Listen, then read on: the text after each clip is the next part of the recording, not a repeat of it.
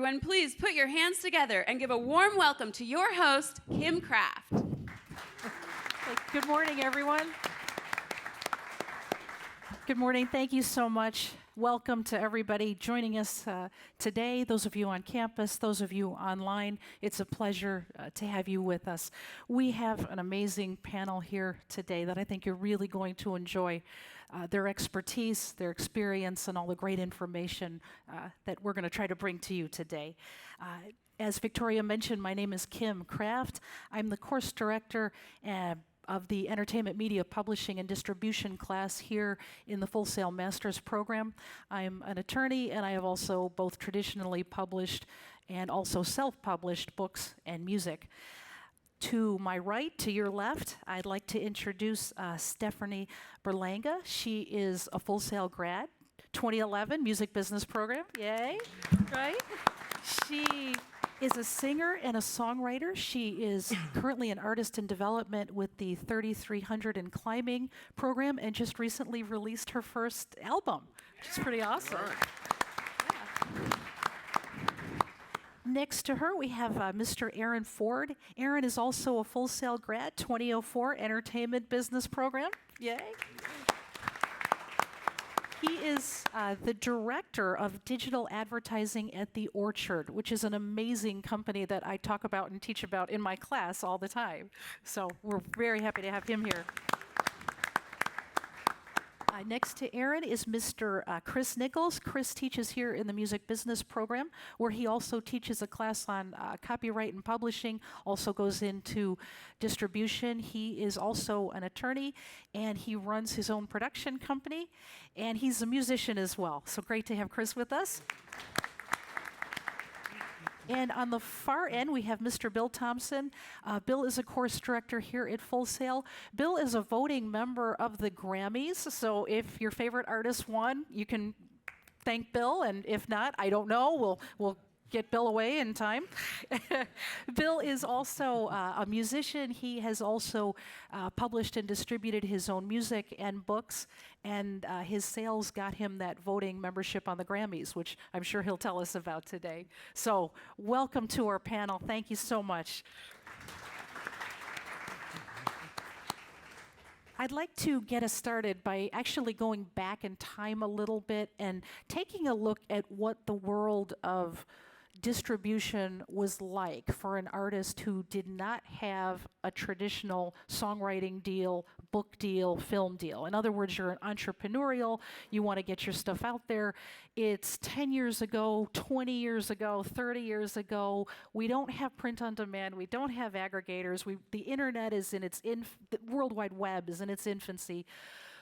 What do you do, and what is the world like at that time? And I'm going to start with Stephanie, then go to Aaron, Chris, and Bill. And if you'd all tell us a little bit about the world when some of you folks were very, very young, or maybe not born yet.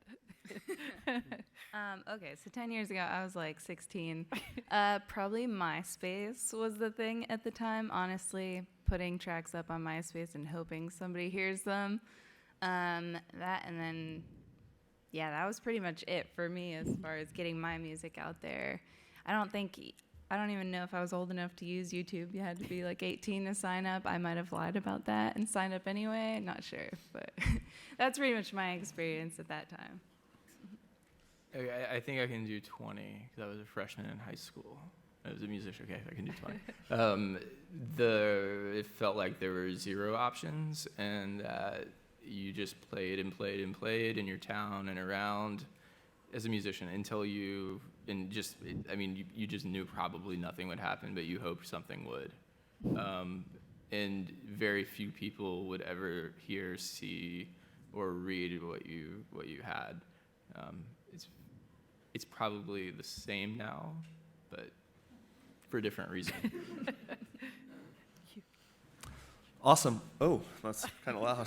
Right. So I put an album out actually in 2004, and so much has changed since 2004.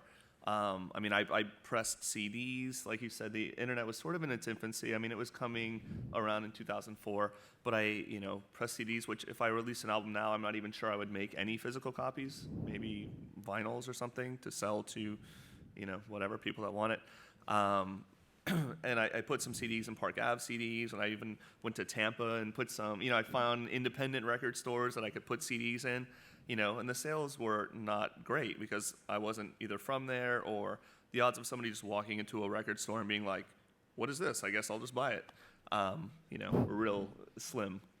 So, so much has changed even from then, and then recording demos and stuff in high school, in 90 whatever, in the 95, 98, something like that.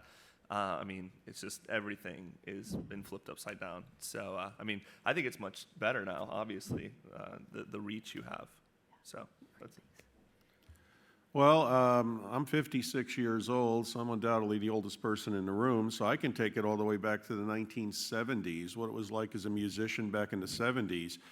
You basically had two options if you wanted to get your music out to the world. One option was you would go in and record your own album, and they actually were albums back then. You'd go in a studio with your own money and record the album, and then you would have a company print copies of the album. Usually their minimum order was 1,000 copies, and they would charge about $5 a piece. So it was $5,000 there, plus another 5 to 10 to get the album recorded. And then you would arrange with a bar owner to have an album release party, and you might sell 50 copies, and that's about what most bands sold, and there's a lot of unsold albums people still have in their closets. The holy grail was to get a major recording contract with one of the big record companies. But in a little bit, I'll talk more about why that's still, even getting signed to a major label, was no guarantee of success. The label had to make the decision that you were going to be a big star, and that's the way they do it today. And I'll talk about how that process works. They would have to put their marketing machine behind you as an example, and that's a decision they have to make. But anyway, so yeah, that was our world back in the 70s, 80s, and 90s. Do it yourself or get a major recording contract and hope they promote you. Today, the power has shifted back to the musician as it was before 1920, before the record labels became somewhat big and powerful. Today you can do it yourself. So I'll talk in a little bit about, the advantages to this day of still having a major label behind you, but why there are many advantages to doing it yourself. And on a side note, this year with the Grammy Awards, 13 artists that independently released their music on CD Baby were nominated for Grammy Awards. There is no requirement that you be a major label artist to be nominated for a Grammy Award, and I'll talk in a little bit how that process might work for any of you. Great. Thank you so much, everyone. So you've mentioned publishing deals, traditional deals, kind of the holy grail to get. And we saw the situation 10 years ago, 20 years, 30 years, where it's very, very difficult for an artist to be an entrepreneur and get their work out there themselves. But we've kind of heard from our panelists there's a glimmer of hope. In recent years, things have changed a little bit. I'm going to focus a lot on the artist as entrepreneur and how you can get your content out yourself. I think most of you are interested in that.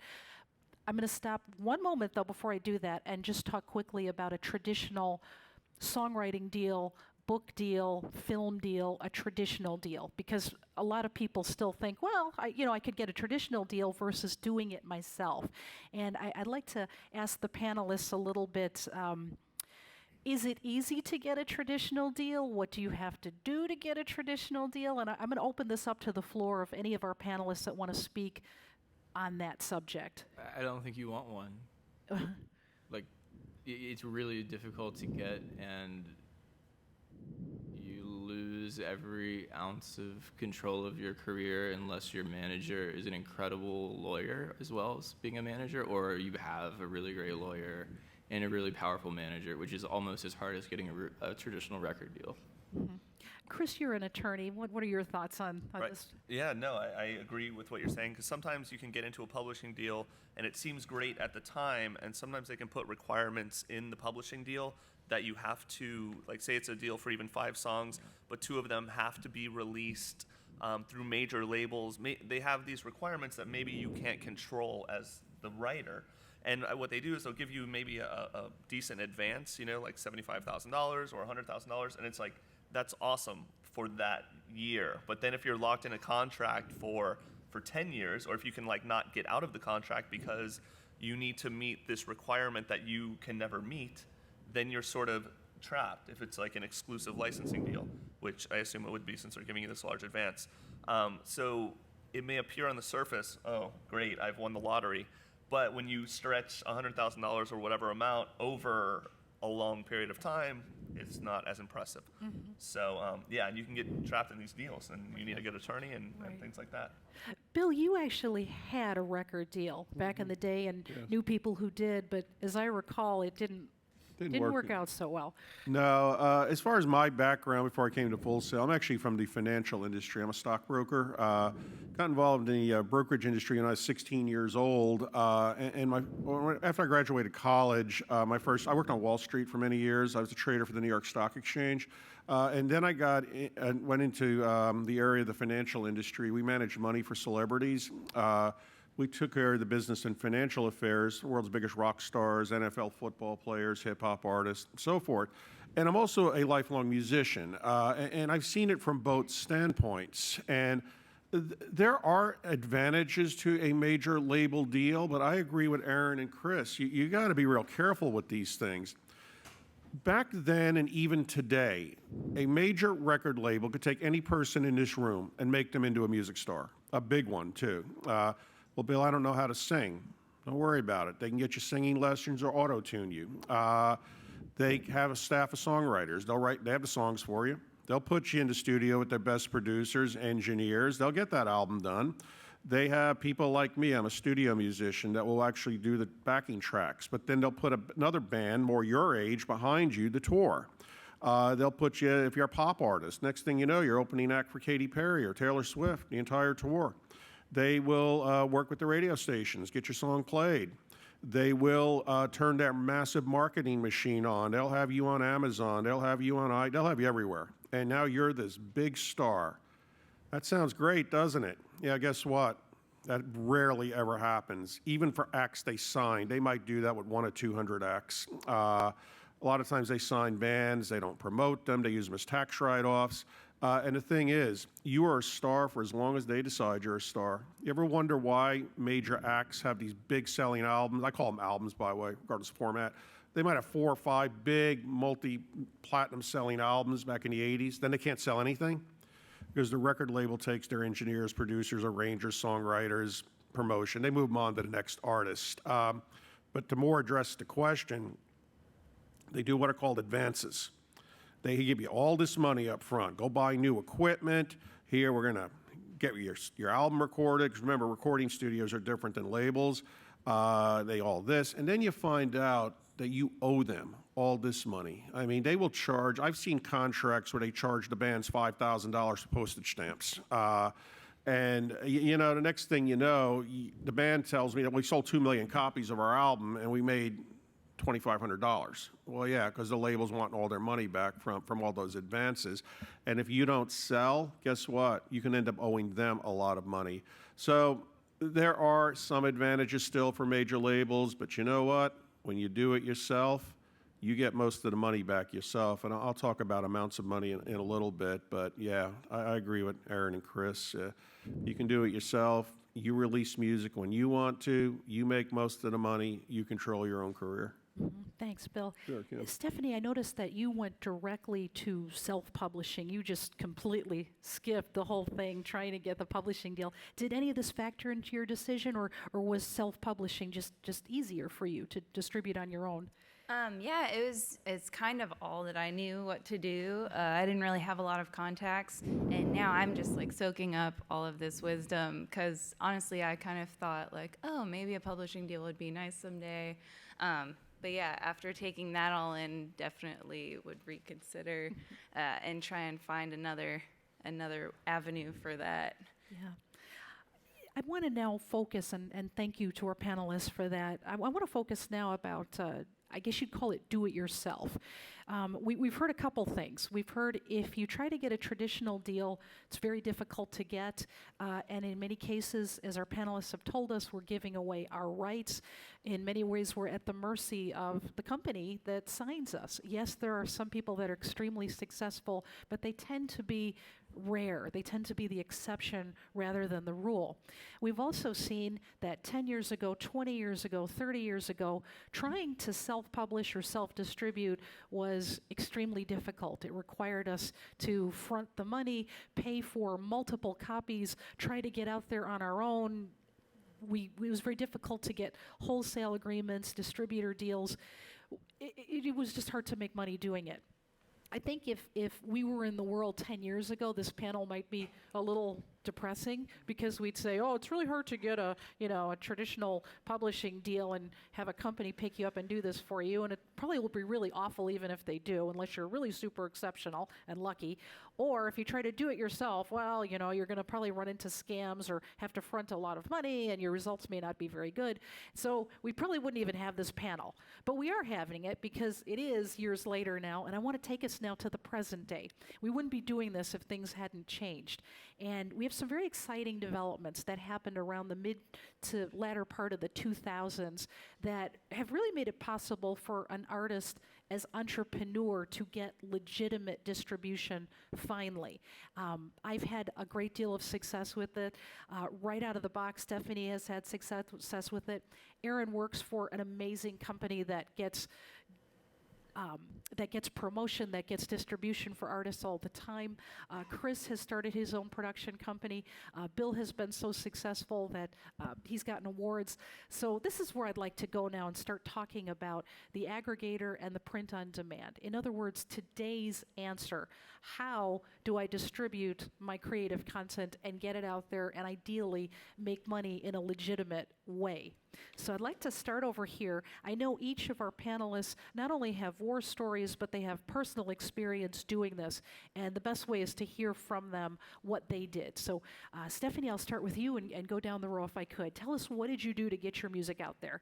Sure. Well, after I figured out that MySpace wasn't working out so well, I kind of started putting myself out there on YouTube and getting my name more well known. And then once I got the CD, I did print out some physical albums, not that many because I just really wanted to have them to sell at shows. So I only printed out about 300 of them, which was like the minimum amount.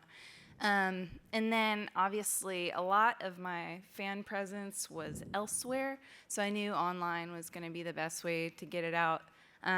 So I put it on TuneCore, and that way it was legit. It was on iTunes, Spotify, Amazon. I clicked on a couple of things. I didn't know what they were, but I figured, I was like, I just want to get this out as far out as I can.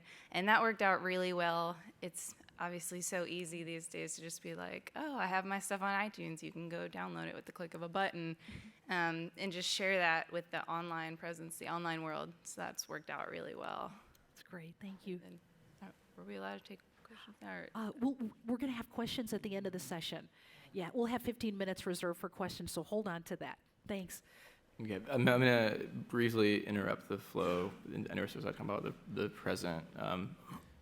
There's a gentleman in the 70s named R. Stevie Moore that home-produced, songwrite like hundreds of songs, started a subscription cassette club that he maintains to this day. So yeah, people thought he was crazy in the 70s, but people think he's a genius now. So skipping that, and there's a quick background on The Orchard. Started as a digital distribution company by Richard Gotterer, who wrote I Want Candy and My Boyfriend's Back in the Bro Building. And he then decided he wanted to make a digital distribution company in 1996, which is before iTunes. And he didn't know what it meant, but he meant it could mean something. So fast forward now, we distribute music, films, we have a YouTube MCN. But now, you kind of have like a little bit of like a rearrangement. So I think the most important thing to know about now and how it's different from before is big media companies, there might be more of them now because some of them are tech companies, still are gatekeepers. You have avenues to get your music heard. Now it's kind of like by default, you're going to be able to get your music through TuneCore, CD Baby, The Orchard, whatever, onto all the services. That's by default. And that creates an intense market saturation, which kind of brings me back to my point earlier that it may be equally as hard to get your music heard now because there is so much.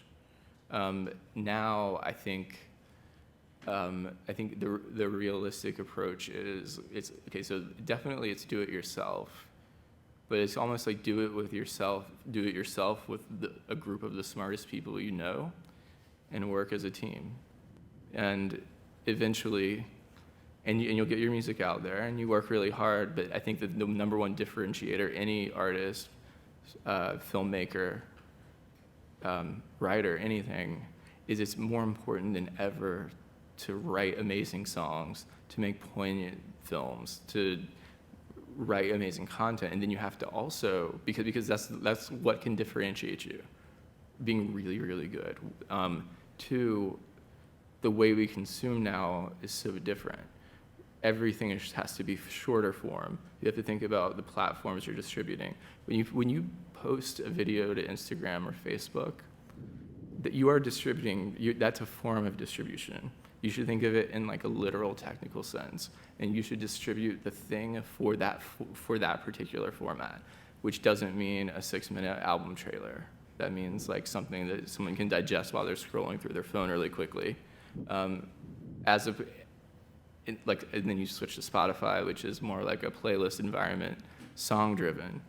It's more important for you to be active making playlists on Spotify than it is posting links on Twitter to your album on Spotify. So everything has to be platform-specific, built for the attention span of now, and like amazing, because that's the only way it's going to stand out. And that's subjective, so I'm sorry. Great advice. Yeah, no, I totally agree with everything you just said. And I do think that sort of the new-ish model is to build, a team around you. Exactly, write great material, and then if you feel like you need a manager, then bring a manager and someone that you trust, someone that can do, help you out in different ways.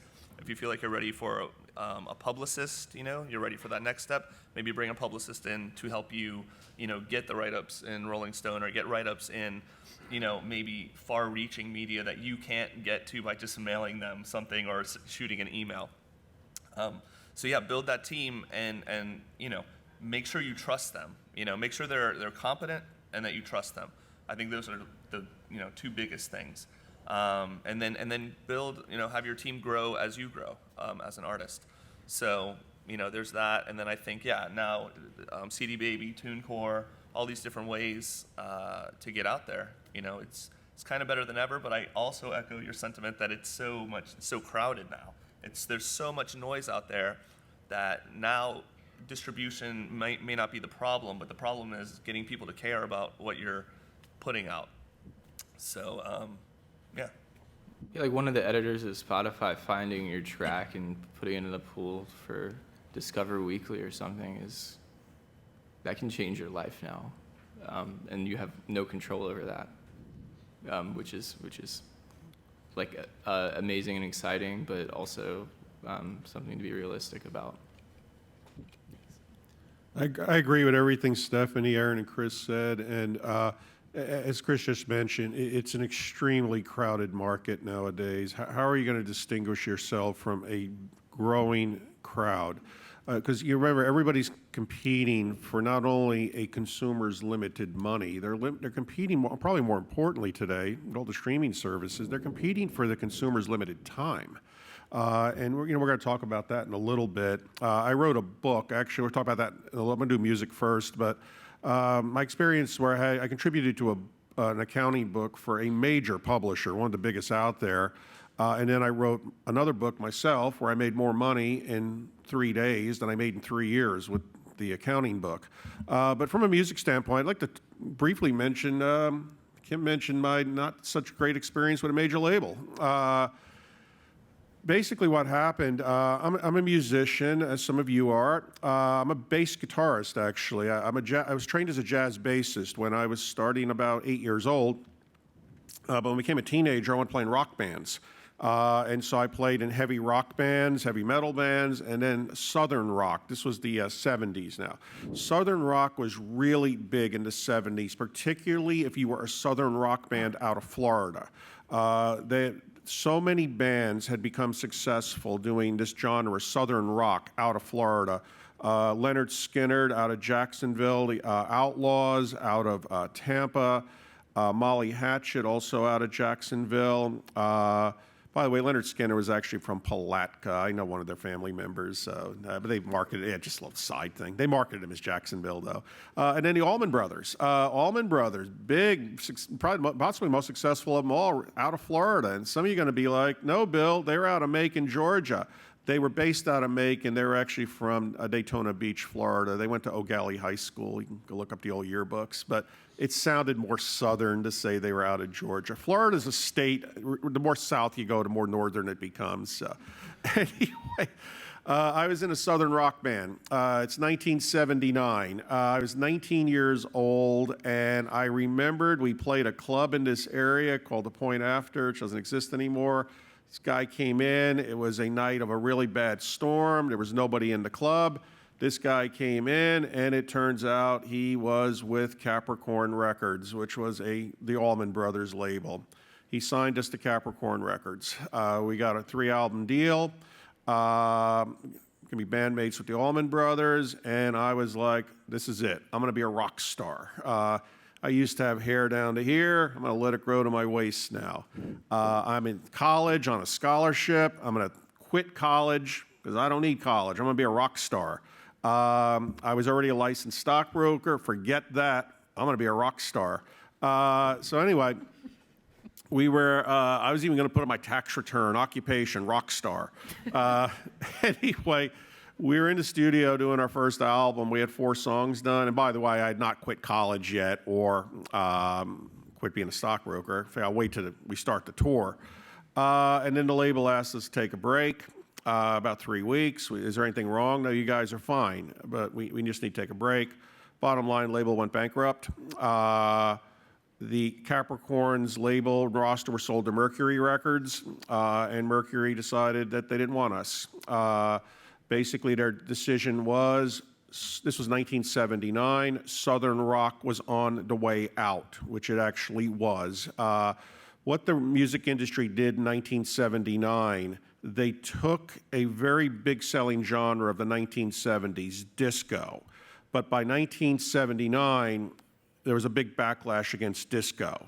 But people still liked to dance. Another music genre that was coming up was punk. The problem with punk, it was too raw to appeal to a mass audience. So what the labels did, the industry, they combined punk and disco, and they called it New Wave. And it's really what New Wave was in the early days, punk bands playing behind a disco beat. And so what happened, we ended up just being dropped or just never pursued. Well, my point is, it wasn't until years later when I got my business degree, I still have a copy of that contract. I really read that thing. In the old days, I just signed it. That's fine, whatever. It was virtually impossible for us to make money. No matter what we did, we would not have been able to make money. We could have sold 5 million copies of an album, and we still would have hardly made anything. We would have could have made some money from merchandise, but it wasn't as big back then.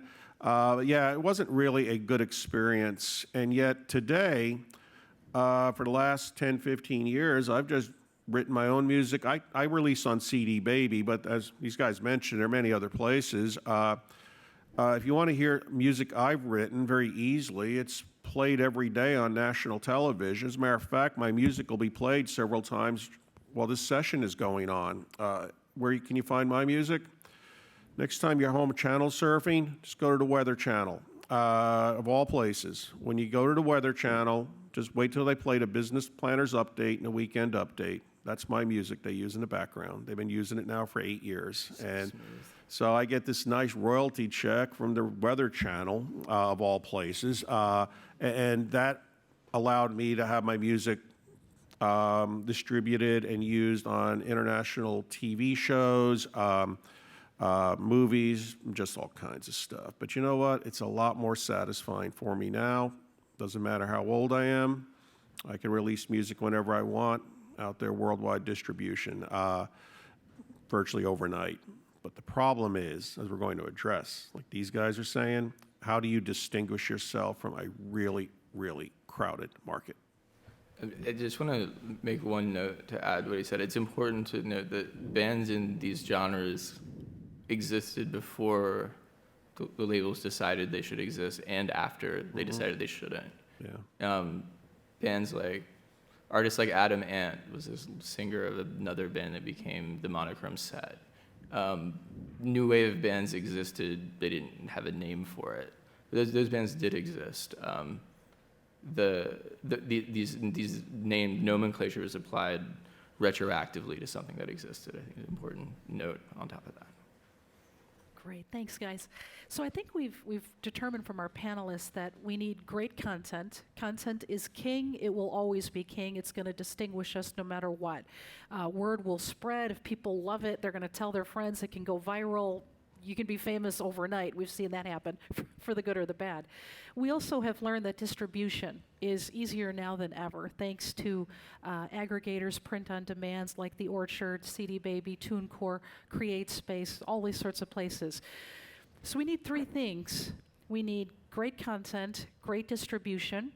We'll assume your content is great. We'll assume you use one of these vendors that provide excellent distribution. In fact, we have almost too much distribution now, as our panelists have told us. Leads us to a third area that we touched on is marketing, and the need not only to assemble a great team around ourselves, but the question of how do I distinguish myself? I make an analogy to my class. It's kind of like being in the middle of a Super Bowl audience of 50,000 people, and I'm one person. How do I distinguish myself from everybody else out there? People often think I'll just put my stuff out there, on the internet or on YouTube, and it's going to go viral, and I'm going to be famous overnight. And again, that is kind of the exception, not the rule. So I'd like to ask our panelists just to give us, just if they could, just very quickly, maybe some tips or ideas they have to help us with distinguishing ourselves or getting marketing. Stephanie? Sure. Yeah, I did. Originally, when I was younger, I kind of thought that I was like, oh, I'll just put stuff up on YouTube. It was still kind of newer, and I was eventually Justin Bieber became famous off of it, and I was like, yeah, it works for some.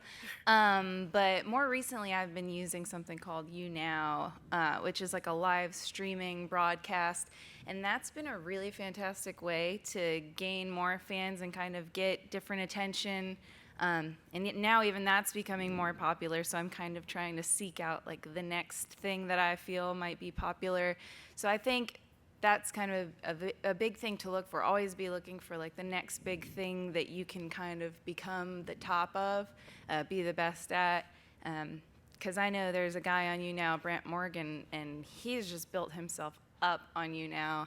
And I mean, he's gotten so many great deals out of it, so much marketing and promo, and I think he's going to be on America's Got Talent now. So always be looking for the next best thing, the next new way you can promote yourself out there, especially as do-it-yourself artists. That's great, thanks. Yeah, the best marketing is probably you and your direct communication and connection with your fans or the people you want to be your fans. And I think there are a lot of platforms that YouNow sounds like one that enables that. I mean, putting something up on YouTube is like putting it in a. I'm not saying you shouldn't put your stuff up on YouTube, but anything that allows kind of like a more direct experience. People will pay you for. If you say I'm going to perform in my living room for only 10 people, and in the first 10 people that pay $10 get to do this. It's probably like $100 you didn't have before, and it's really simple for you to do. I encourage everyone to think much smaller and think about money instead of, think about money only. Don't think about views. Don't think about streams. Don't think about sales. Think about revenue and ways you can create revenue. I managed a band called Pretty and Nice one time. Also, if in certain genres, make cassettes. Actually, in most genres, you should make cassettes. 3 reasons, especially like cassette EPs, because you pay by the minute on the cassette. So you have like 4 tracks on it probably costs you like $1 a unit. You can sell it for like $6 at shows. You can like buy like a bunch of cheap knockoff Walkman, rubber band them to the tape, and just call it "Live the Dream." Sell it for $20. Because if you have fans, they want to give you money. They don't have cassette players, but I see people walk out of shows with cassettes because they don't have $20 for the vinyl, and they don't have CD players, and it's just something they can put in their pocket and leave with. There are so many ways that you can, there's a huge myth that people don't want to pay for music. It might be true that they don't feel like they have to pay for music, but but a lot of people feel like they want to support an artist, which is different than wanting to pay for music. And I think we're in that era now. And any time I hear a commenter say something like, "Oh, well, if streams are only this much per stream, how will musicians make money, and how there will be no more musicians?" Well, that's completely not true, because we all see the saturation of we say there's now too much music. So just pay attention. So be careful not to fall in the trap of following kind of like illogical arguments like that, and focus on what you can control, and be creative with what your fans ask. You ask if you have like 20, I mean, even if you have like 20 fans total, ask them what they'd be willing to pay for. I think that this method of distribution is the kind of, those are the roots that grow into the things that get you the streams, the download, the sales, and then maybe someone wants to knock on your door and try to help you, give you a giant advance that you'll never recoup, and you'll be in a position to say no, which is probably the best position to be in. Yeah, absolutely. I was gonna just say something that you said that reminded me. Sorry. I think people do want to pay for music, you know? So I think giving them ways to support you, you know, whatever, buying a t-shirt, buying a vinyl, buying a signed vinyl. I mean, people are doing that now, you know, with Kickstarters or all these GoFundMe type things where, you know, behind the scenes type of footage or this or that. But there are people, you know, if they have the money, I think they're happy to give it to someone that they, you know, they love their music and they love them as a person or whatever. So yeah, I think it's possible to do that. And then I would say also that when I was studying advertising at UCF, they always said that the most powerful form of advertising was word of mouth. So if you can, you know, reach people, which is I guess what we're talking about in the hard part of it, but if you can, you know, the people that you do reach, if you can be extremely powerful so that those people become like advocates for you, and they sort of tell everyone they know about you, and their excitement about your work and what you have, you know, is contagious. Because I think people do want to root for an underdog. People do want to support things. People do want to be like, I knew her when she was just on Facebook and had 20 followers or whatever. You know, I think people like to be a part of something, you know, bigger than themselves or whatever, however you want to look at it. So yeah, I mean, I think word of mouth is still very powerful. Even if you have that living room concert with 10 people, you know, if you are awesome, those 10 people leave and they tell everyone they know, or they're tweeting about it, or they're, you know, Facebooking about it. So yeah, I mean, I think it can be there, and you know. Yeah, but also, just real quick, don't do things like share with all your friends and I'll give you a retweet. If they like it, they're gonna do it. They're gonna want to tell everyone they know about this, the hottest new thing they found. Don't force that. Right. Yeah, it should be authentic. You know, hopefully people are genuinely excited about what you're doing and the projects you're working on. So. Yeah, you just be a person. Like really, like that's it. No, like really, like don't even. Yeah, transparency is really good if you're trying to be an artist. Just be as real with your fans as you can. Like they've been saying, the fans definitely will get behind you, and if you get close enough with them and interact with them and let them feel involved in your music, like they've actually contributed to what you're doing, they're definitely gonna want to pay for your music, because they're gonna be like, I had a part of that, or oh, I was there when she first played that song on YouTube, or YouTube or Periscope or whatever. And they actually can help support you. I've had fans like, I'll find you gigs in Boston, you know. They can actually become a part of the team, and that's awesome because, you know, as a do-it-yourself artist, you can honestly use all the help you can get, which is why I'm super happy to be here. But yeah, I totally back up everything they said. And we're coming up on the question and answer time now, but Bill, if you could just finish for us. I sure will. Thanks, Kim. Word of mouth. I agree 100%. Do you know where I find the best new music out there? You know what my source is? All of you. I simply ask the Full Sail students, what should I be listening to? And they will tell me about artists that I probably would have never discovered. The one quick comment I want to make, then we'll go to question and answer. Number one step I think that is forgotten about when you're doing it yourself is simply to answer the question, what do you do? What genre of music? What do you actually do? You know, I remember in the old days, guitar players, I'd meet guitar players when we want to jam with our band or something. What kind of music do you do? I do everything. Okay, play some Mozart. Well, I don't do Mozart. I mean, play some classical music. Well, I don't do classical music. Play some bluegrass. I don't do bluegrass. Then quit saying you do everything. No, I do everything. Thrash metal, speed metal, and death metal. Anyway, you can Google. Do metal too. Yeah. That's it, dude metal. Whatever, you know, it's like, yeah. Here's what you do. If you want to try to figure out what kind of music do you do, if you're a musician or composer, whatever, you can just Google music genres list. There's actually a website, music genres list. They will bring up there's hundreds of genres of music. Okay, I think I may do that, but I'm not sure. Then type in that genre on Spotify and start listening to what comes up. Chicago blues. No, that's not what I do. And then try another. Yeah, that's kind of what I do. Because once you define what you do, then your next step is figure out who's your audience. Where is your audience, and how do you find that? Just watch where other artists that do similar music do their concerts. And wherever they play their bigger concerts, whatever part of the world, that's where the music's popular. So once you know what you do, you're here, fans are here. Next step is use one of the conduits we've been talking about to get your music to them. Great. Yeah, and don't Thank say you you're so a trap artist if you know full well you're not.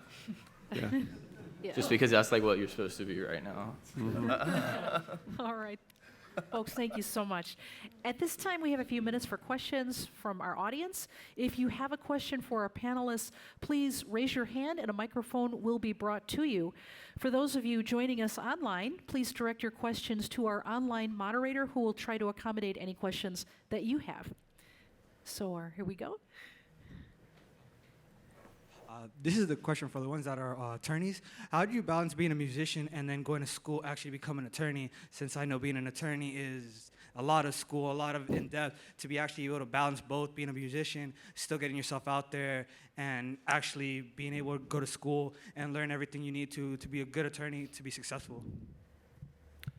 Well, I went to law school while I was working full-time. It absolutely can be done.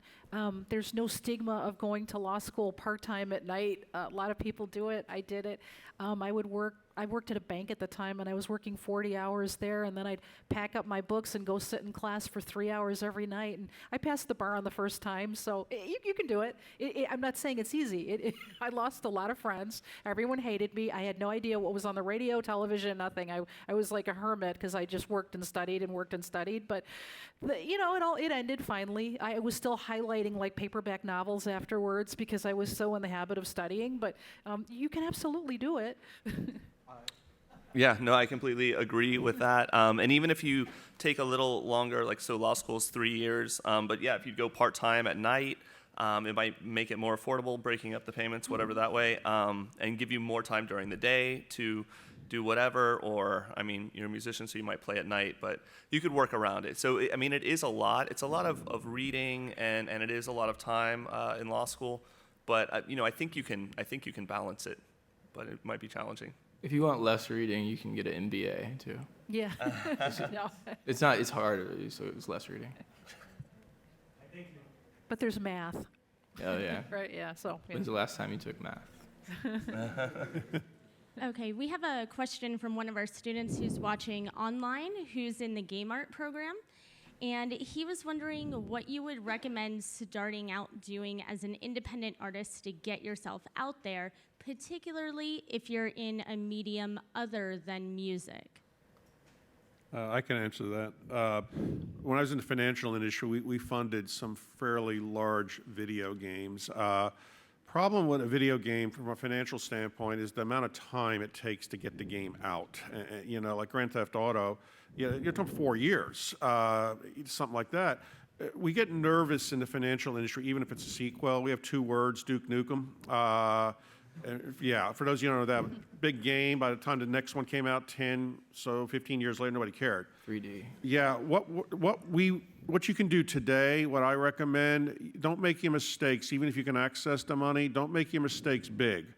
Make your mistakes small. And what I would recommend, you start out doing video game apps. Do apps. Start small app, learn your skills, very little expense, show some profit, and then once you show the profit, you can begin to get financing for larger projects. For any of you looking for financing for entertainment projects, just Google angel investors, ANGEL investors. These are self-made multimillionaires. They are looking for new businesses to invest in. They like entertainment companies. They know they're high risk, so is a restaurant, but they also know what the returns are. I was part of a funding group. We funded the movie Color Purple. That one, as you might imagine, worked out pretty well for us. So, but that's what to answer the question, video game apps. I'd start with that first and then move on to the bigger games later. Start with apps, but learn everything you can about VR, because that's going to be all media. Yeah. And you're going to look really dumb, but you're going to do it. Yeah. Start small, build your way from there. Hey, how you doing? I'm Reese. What's going on, Chris? Hey, what's going on? Hey, so I did have a question. So we're doing all of these, communications and getting our stuff distributed and all these things, and you were recommending that we go do it yourself and independent. So in that process, this may stretch the topic, but how do we protect ourselves? Because no one's really elaborating on if we're doing this by ourselves, we don't have those companies that are taking care of those copyrights and protection for us. And with media being so openly used and accessible by anybody, can you elaborate just a little bit on what are some of the things we should look out for? What's the things we should do in order to protect ourselves in that process? Do you want to take Awesome. Oh. Anyone that says they'll take, so number one, you should watch out for anyone that says, I'll take care of it, don't worry about it. Anyone that you should watch out, it's more about people, less than things. Watch out for anyone who can't clearly explain to you what they're going to do, and you should not be satisfied until you understand it. Because if they want to do something with your stuff, that is you, and they're asking you. So I'd say it's more about how you deal with people than things. Mm-hmm. Yeah, I always like to say, take a manager, take a friend, take an agent, take somebody with you when you have meetings, when you're negotiating. Chris and I will both concur. Get a copyright registration on all of your creative content.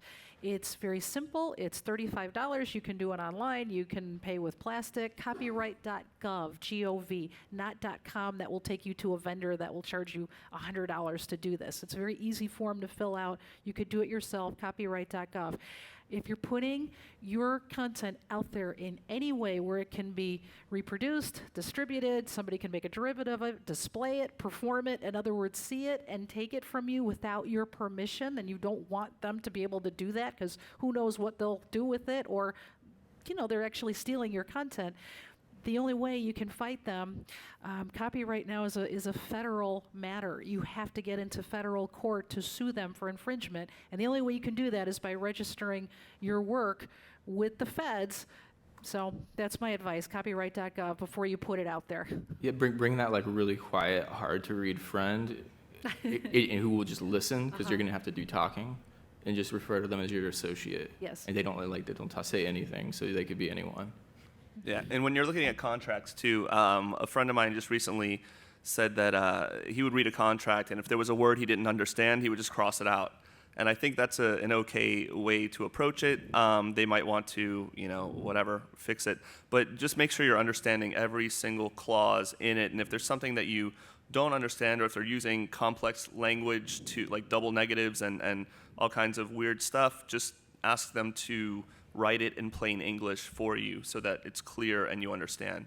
And then make sure whatever you're agreeing to you think is worth it in the long run, Yeah, and for big ticket contracts, whether it's a music deal, a film deal, a book deal, you're buying a car, you're buying a house, hesitate to sign the first deal they give you, because it's typically in their best interest, not yours. Say to them, thank you very much, I'd like to have a little time to look this over. And this is where I joke with my clients, please don't have a cheap attack. That's when you have the money, but you just don't want to spend it on something, and then later you regret it. People don't like to hire attorneys or accountants, but I'll tell you, the most successful businesses have the best attorneys and accountants on the planet. So there are a lot of lawyers who will either do it pro bono, meaning for free, or they know you're a student, they'll do it, trust me, for a very discounted rate. Some will even do it for lunch. I've done it myself many times. Have somebody look that over with you. You don't want to sign the first thing. And if the company is pressuring you to sign it immediately, that's a very big red flag, big problem. I would run away from them. Yeah. Appreciate it. Well, one comment I'd like to make in agreement: get good attorneys, get good legal advice. In the entertainment industry, you hear about all these celebrities that are broke, lottery winners that lost all their money. That's actually not most of them. Most of them are fine. They have good legal advice, good attorneys. Good accountants, but of course they don't make the news. As far as attorneys, when you do have the funds for an attorney, you have to ask yourself: do you want cheap or you want good?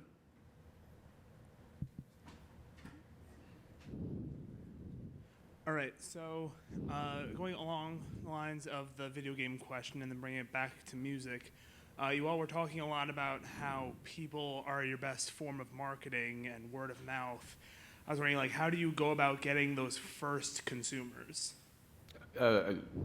Play a lot of shows, put it in just tell everyone you know about it. I mean, tell your mom to tell her friends. It doesn't matter. Some bands will be like, oh, there's this show, but that night's not that cool. I'm like, are there people going to be there? They're like, yeah. I'm like, yeah, you should play the show. It's really just I don't know how else to say it. Just write songs, put them out, play a lot.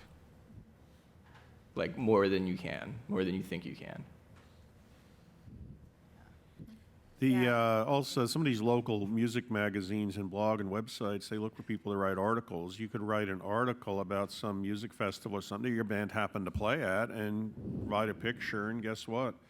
Chances are they might use that article, but your picture, your band happened to be playing at it. There's free publicity for you right there. Yeah, and honestly, when you first start telling people and getting out there, you might be playing to an empty room. I know when I first started You Now, I remember that it said there was one viewer, and I'm pretty sure it was myself. So I just was like, okay, this is kind of awkward, but you just keep going, and next thing you know, you have 32,000 followers, and people from Afghanistan are buying your CD. It escalates. You just have to keep powering through the awkwardness. I've played to a lot of empty venues. I had this one recurring weekly gig, and sometimes it was empty, sometimes it was great, and people would be throw in 20s in the bucket. So just power through the awkward times, use it to your advantage, always be on your best guard, because you don't know, one person might walk in, and if you're amazing, they might go tell 10 of their friends. I've actually had one person walk into a gig, and the next week he came back with friends. So that's how you just power through it and get more word of mouth. You'll never be successful if you're not willing to play for no one as many times as it takes. Be on your best behavior, best performance all the time. You never know who is out there. Honestly, for all of you in this crowd here or watching at home, if you looked at me walking down the street, would you picture me as somebody who votes in the rap category for the Grammy Awards? Probably not.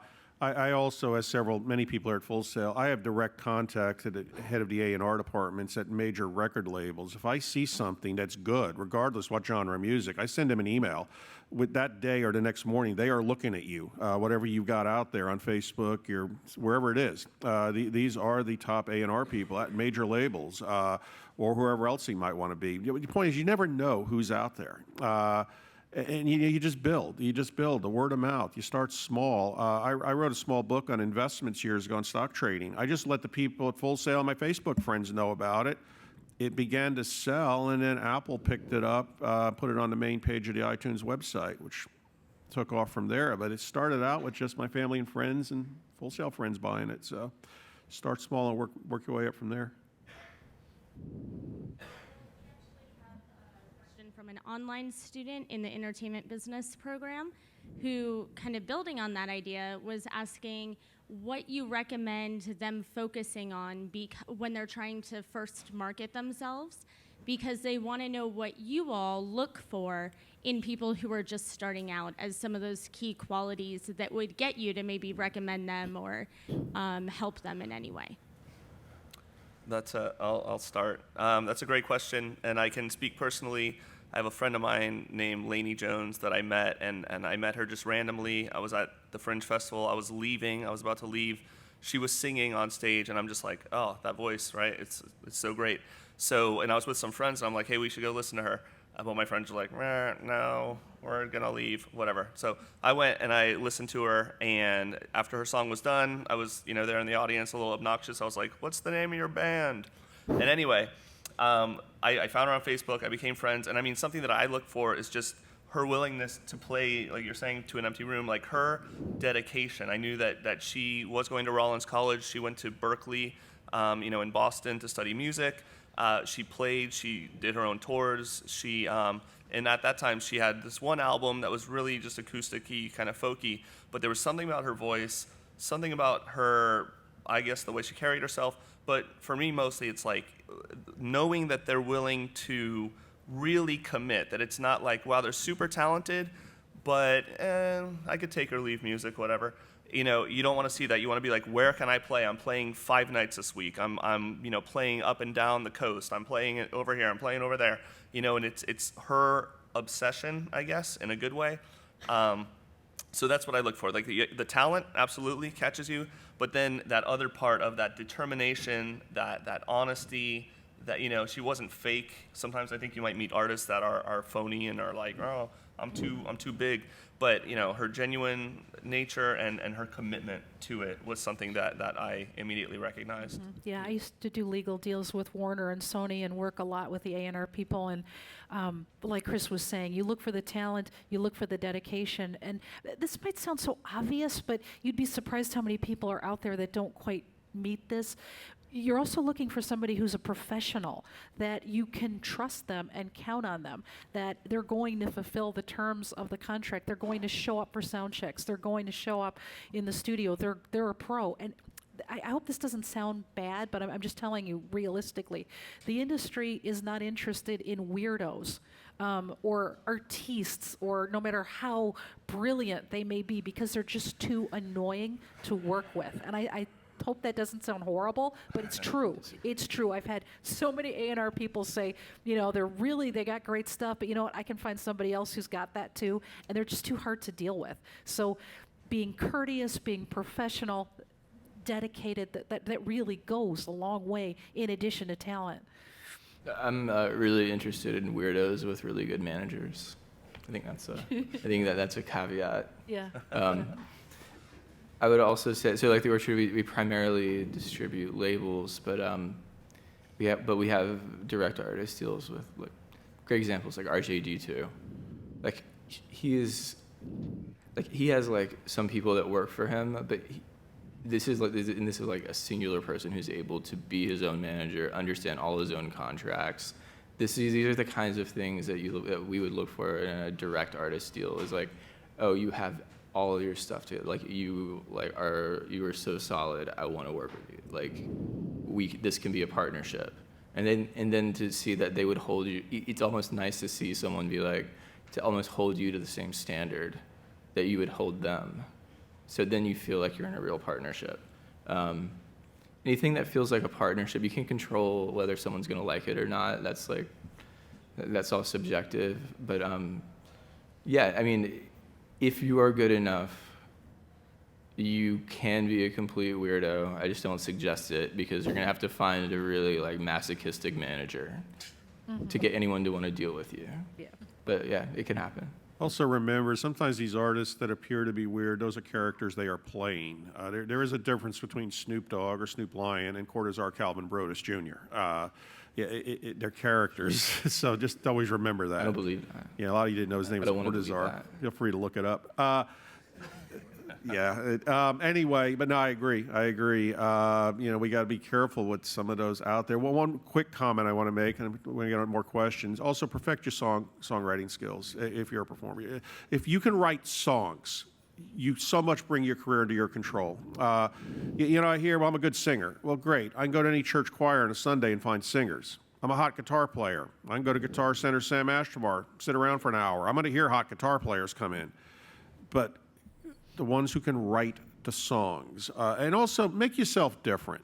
A lot of times students will say, well, let me hear the freestyling. Okay, whatever they've done. Okay, I've just heard the freestyle in a rap song. Great. That's great for 1995. What do you got for today? See, but work on the songwriting skills also. If you really look at some of these music artists, like Eric Clapton, artists like that have had decades-long careers, Bruce Springsteen, Paul McCartney, they write their own songs. Work on that skill also. Well, good morning, guys. I got a question about something that drawn my attention. And I know that access to radio might be strongly but not completely restricted. And I know that format can be a problem. I mean, you have top 40, and top 40 is evidently not going to play upcoming artists. You have payola, you have this gigantic influence of the majors, but it drawn my attention that you didn't even consider radio as a way of getting your stuff out there, and there's a lot of people still listening to terrestrial radio and radio-like services out there in the internet. So I would like to ask you, what role do you think that radio still plays in this game that we're trying to play? Do you think that terrestrial radio is still on the game? Do you think that these other services, online radio, can be a part of this? If you have $100,000 that you want to spend on a nationwide top 40 radio campaign, you should do that. But you should probably spend it on something else. I think it plays. So you're correct. It does play a big role in one part of the industry that makes the most revenue, like that, like as a part. But there's also like the rest of the music industry that consists of like, we don't even think of the industry as being like cover bands that make like tons of money touring the country. We don't even like talk about that. But that is part of the music industry. The music industry is a lot larger than how we talk about it. People that make karaoke tracks making tons of money. Like, so when we talk about radio, it's like, yeah, like if you're an upcoming artist, like you should maybe spend some money on a small like college and specialty radio campaign. You should do that if you're really serious and you think this is the album. But in terms of large scale radio, if someone else wants to pay for that, yes, and also if you think you can recoup it, it's just so expensive to pay a radio promoter for that. Yeah, well, I would think that the major, like the terrestrial, the FMs, I think they're controlled mostly by like, Clear Channel or whatever, and I think penetrating that would be difficult or very expensive. So maybe college radio, and I think possibly getting on like satellite radios. They have all of those like niche stations. It's included in specialty. Yeah, like Coffee House or this or that or super whatever. Yeah, specialty radio stations, college. That might be an avenue, but I think trying to get your stuff on a very popular station that's controlled by Clear Channel, for example, would probably be, not worth your time or money. Seems like a bad use of what you should be thinking about. Yeah, commercial radio is controlled, these guys are saying correctly, by corporations. Cox, Clear Channel, they're dealing with other corporations. They're dealing with Warner Brothers, Universal, Disney, and so forth. And that's going to be really hard to do that. I have never had a song played on commercial radio in my life. I don't expect I ever will, but there's the other avenues. As these guys are saying, independent stations, college stations, satellite, just so much else out there. So, if you can get on commercial radio, great, but you're probably going to have a major recording contract also. And we already talked about pluses and minuses of that. The first thing programmers even at the biggest radio stations ask the radio promoter is how many plays on Spotify it has. Has it ever been in the viral chart on Spotify? Like that's what programmers at radio stations are asking radio promoters. So that should tell you a lot about the nature of the answer to your question.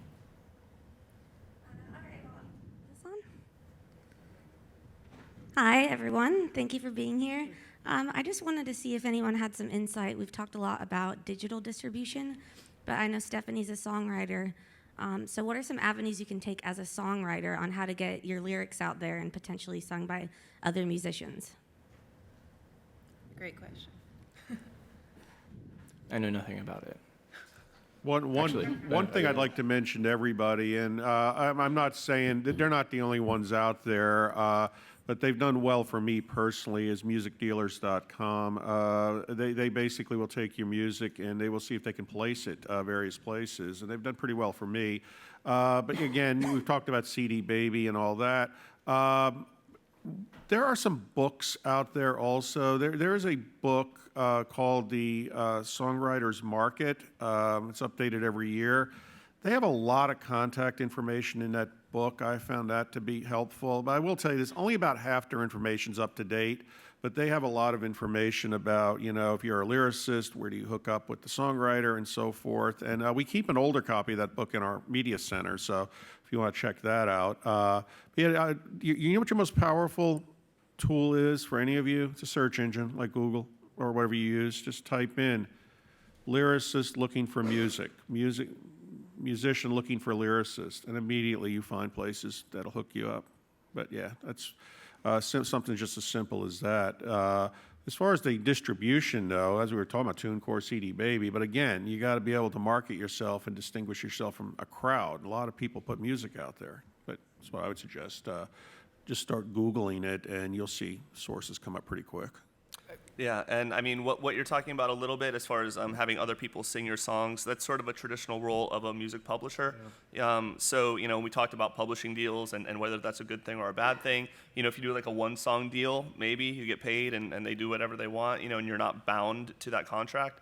That might be something. And another thing I would recommend to artists out there is, joining a performing rights organization, which you probably already are. So that would be ASCAP, BMI, and CSAC here in the U.S., and then just really going to all the events that they have, BMI or ASCAP, they put on a ton of events. They might be in bigger cities, maybe Miami or Nashville or wherever, or maybe locally. But if you can go to those places and attend, they might have panel sessions like this, but develop those connections with the performing rights societies, because it's kind of in their interest, too, to have a song sung and played on the radio, because that's how they get paid. So they might have that connection that you can maybe make. Also, CSAC signing you is like winning the lottery. They like, because they're like private and they give advances. So like they're not exactly like ASCAP and BMI. Also, anyone just from personal experience, anyone I've known that has like tried to get into songwriting and broken into it, like would like go to Nashville and spend weekends like doing demos and like being around other songwriters, asking the musicians that record the demos of your songs questions and immersing themselves in the environment. Yeah, you might want to think about songwriter showcases too. Like they have those all over the country. They're usually sponsored by National Music Publishers Association, Songwriters Guild of America. Check out Songwriters Guild of America to consider joining. They hook you up with agents, tell you how to shop your music. You might also want to consider songwriting contests. VH1 Song of the Year, John Lennon. If you win those contests, I'll just tell you personally, I entered VH1 Song of the Year. They have multiple categories you can enter your music in. I got some new software. I was playing around with it. I entered in the electronic and dance category. I won. It's really cool. They send you press release information. They give you an award. And I had 6 different publishers calling me to buy the song. I didn't have to go to them. They came to me because I won the contest. I eventually sold it off to a film production company, but So yeah, that's another way. Songwriter showcases, they'll have publishing reps right at them. Usually there's a very small entrance fee, maybe none at all, and you got typically 4 or 5 minutes to perform. You get up there, you perform your song, you can do it yourself, you can have someone else perform it for you, or you can do a recording of it. If they like it, the publishers have got the songwriting contracts right there, and they'll ask you to sign if you're interested. I always say, don't sign the first thing, take it home, check it out. But you might want to try that too. Also, any of you, I forgot to mention, can join the Grammys also. You can join as a non-voting member, which is the vast majority of the members are non-voting. Go to Grammy.com. I think the memberships are $100 a year. However, if you're a student, now they may have changed this. I think it's like $25 a year. They just verify you're a student with your .edu email address. But the Grammys, they have a lot of showcases, a lot of meetings you can go to, but also they have their own internal social media thing, like a Facebook, internal to the Grammys. So you can hook up with a lot of other members there also, and exactly that. I'm looking for somebody to record my song. Maybe you got the great singer who's not the songwriter. That's another source also, the Grammys. By the way, it's always interesting, October's nomination time, I get all these friend requests on the Grammys, and then at the end, oh, by the way, since you're a voting member, I just released this. So anyway, but no, the Grammys are a good site, Grammy.com, so check that out also. Yeah, they actually have a lot of good panels. I've done panels for something called Grammy Now, and and the members have access to tons of those that are recorded a lot like this. Also important to note, it's the National Academy of Recording Arts and Sciences, and the Grammy is kind of like an external-facing brand. Right. It was originally just the name of the award. Yeah, the card I carry with me actually says National Academy of Recording Arts and Sciences. It doesn't actually say Grammys on it, exactly correct. But yeah, but I believe the website is Grammy.com, I think. But they also, NARIS is the initials they use. That might also, NARIS.org perhaps. But yeah, just check that out. And if you can get the student rate, it's even better. Hi, good morning. So I know we talked a lot about major record labels and shared some horror stories about them and the risks that are involved with that. What can any of you say about homegrown labels or starting like new labels, like smaller scale? I've seen a lot of artists have done that now. So like, they release like 3 albums, they're doing good, and so they see their next step is making their own label or making their own imprint. Some brand new artists, they sign a deal with the label, and their first thing is, okay, well, I'm going to start an imprint with this new label as opposed to just giving away all my rights to Atlantic or something like that. So what could you guys say about that? Yeah, so you're probably going to need to start an LLC anyway, so might as well just call it a record label and put out yours and your friends' music. And start very small. Because if something starts to like catch fire a little bit, it's going to take up all of your time, and you don't want to be in a position where you start a label, because so it's almost pointless to start a label just for you, but there is a point to starting a company for yourself, but calling it a label gives you an opportunity to help other people. To give a favor, like, oh, I'll put out your album if you guest on my track. Things like that. So I think you should. There's no downside. The only downside is if you sign too many artists and one of them catches fire and you don't have time to devote to that because you're busy recording your own record. So so start small, but I think you should do that, and none of that's going to ever get in the way of because at the Orchard that's the kind of thing that we look for, and all the things, like a lot of times people will start labels just as one artist, and they'll email us and we're just like, let me know when you have a release schedule. Let me know when you have like, are you hiring a publicist for this release on your release schedule? Things like that kind of like let us know you're serious and you'd be a good partner. So so you should start a label. And I would say too, just figure out what your goal is, or at least what you think your goal is in starting the label, because there might not be a point in starting it by yourself. like he just said. My friend, like I mentioned before, she's sort of building her team. So instead of starting a label or joining a label, she's incrementally growing. Okay, I need a manager, I need a publicist, I need a booking agent, I need these people for me, because I think you run the risk if you do start a label and then you have 5 artists, you might all of a sudden now you're doing all the marketing and you're doing all this stuff and you're like, wait a minute, I want to be making music. So I guess you could hire people to do that, but then that costs money to hire people. So just, I think, be aware of your goals, to the extent you can be, and then make sure that starting the labels in line with that, and that it doesn't take over your life. You're, no matter what, you're gonna need a business entity anyway. You're not gonna get an LLC. Like, you can call it whatever you want, but don't call it a label and not put out records.